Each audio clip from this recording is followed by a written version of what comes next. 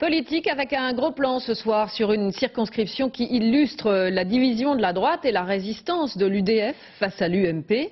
À Versailles-Chevreuse, le général Morillon a en effet déclaré sa candidature pour l'UDF au tout dernier moment face à une ancienne collaboratrice de Jacques Chirac qui fait ses débuts en politique. Seul point commun, ils sont tous les deux parachutés. Patrice Massuret, Virginie Hertz. Gravé sur une façade du château de Versailles, à toutes les gloires de la France.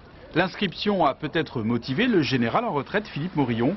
Tout près, boulevard du Roi, le député européen repart au front électoral, arme au pied. Je rentre en campagne, pas en guerre, donc c'est une compétition. L'UDF l'a parachuté à la dernière minute, candidat aux législatives dans la circonscription de Versailles-Chevreuse. Un bastion de droite libéré par le député sortant Franck Borotra. L'ancien élève du très versaillais lycée Hoche se dit chez lui, même s'il avoue méconnaître les problèmes locaux. Ces affiches encore sous presse, le retardataire justifie son combat. C'est respect de l'électeur.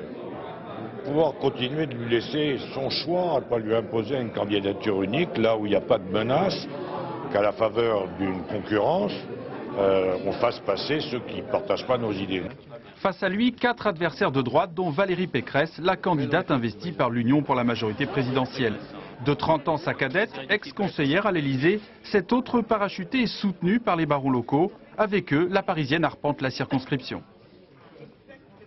J'ai fait 2000 km en voiture, j'ai fait 5 réunions publiques déjà, j'en ai 7 en préparation. Les gens me demandent tous les jours de venir leur parler dans leur petit village. C'est une impression extraordinaire d'envie de politique et moi je m'amuse énormément. La conseillère d'État n'a pas la notoriété du général. Alors, sourire charmeur, elle se présente au début de chaque réunion publique.